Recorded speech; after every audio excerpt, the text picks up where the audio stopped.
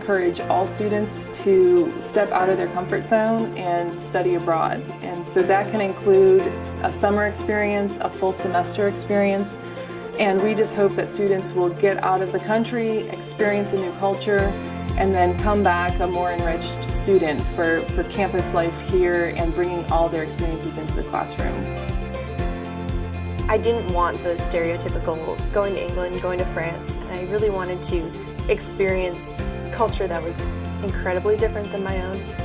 You can talk about Darwin in class and they can read the book and they can look at his pictures, but there's something about actually standing in his house and looking into his study where he sat down and wrote Origin of Species.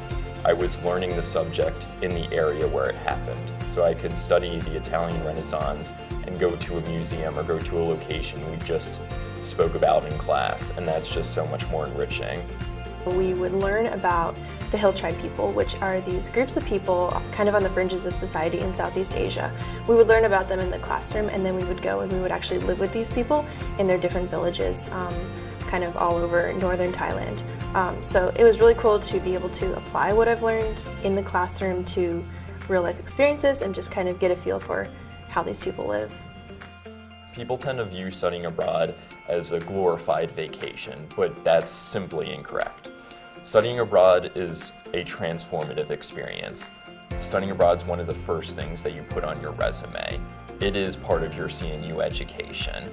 With all of the wonderful things that a student can learn from study abroad, one of the things that stands in the way is the cost. There's the cost of hotels and food. They have to buy the book, and then they pay tuition.